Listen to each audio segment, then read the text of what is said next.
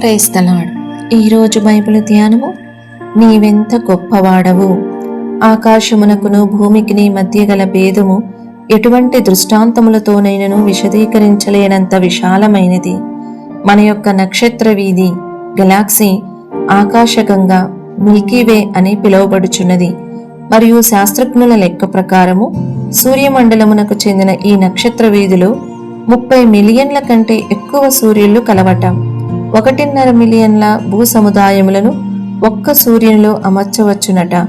మొత్తం మీదుగా దాదాపుగా 1,00,000 నక్షత్ర వీధులు కలవట. దేవుడు 1,00,000 నక్షత్ర వీధులను ఏకము చేసి ఆకాశమును సృజించిరి. ఆకాశ మండలము ఎంత విశాలమైనదను దానిని గూర్చి ఇది కొంతవరకు మనకు తెలియజేయుచున్నది. ఆకాశములు దేవుని మహిమను వివరించుచున్నవి, అంతరిక్షము ఆయన చేతి పనిని ప్రచురపరుచుచున్నది. 19వ కీర్తన 1వ వచనము అని కీర్తనకర్త వివరించుచున్నాడు. ఈ విశాల విశ్వమును సృజించిన దేవుడు దానితో పాటు ఈ చిన్న భూమిని కూడా సృజించగా దానిలో మనము చిన్న చిన్న నలకల వలె కనబడుచున్నాము. విశ్వము యొక్క ఔన్నత్యముతో పోల్చి చూచినచో మానవుడు ఏపాటివాడు? అతడు గుర్తింపు లేని అల్పుడే. అయినప్పటికీ ఇంతటి మహిమగల సృష్టిని సృజించిన దేవుడు తన స్వరూపమందు నరుని నిర్మించెను. ఈ విశ్వమంతటిని సృజించిన దేవుడు దుర్బలుడైన మానవుని కూడా సృజించెను. ఇది దేవుని యొక్క గొప్పతనమును, మానవుని కొరకై ఆయనకున్న మహా గొప్ప ప్రేమను బయలుపరచుచున్నది.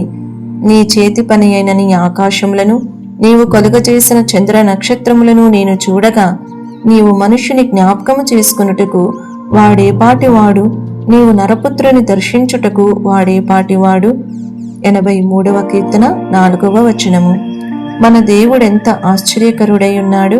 ప్రియ చదువరే, మన గురించి పొగడుకొనుటలో అతిశయించుటకో ఏదైనా కలదా? ప్రభువు మనల్నెంతగా శ్రద్ధ వహించుచున్నారో, మనల్నెంతగా పట్టించుకొనుచున్నారో మనకు కనుపరిచిరి. ఒకవేళ నీకు ఇటువంటి ప్రత్యక్షత కలిగిన ఎడల ఈ భూ సంబంధమైన కార్యములను గురించి నీవెన్నటికీ బెంగపడవు, ఆందోళన చెందవు. ఈ వీడియో యొక్క పూర్తి స్క్రిప్ట్ కావాలంటే దయచేసి డిస్క్రిప్షన్లో చూడండి. ఈ వీడియో ఆంగ్లము మరియు హిందీ భాషలలో కావాలంటే ఛానల్ను సబ్స్క్రైబ్ చేయండి మరియు వీడియోలను క్రమంగా అనుసరించండి. Praise the lord.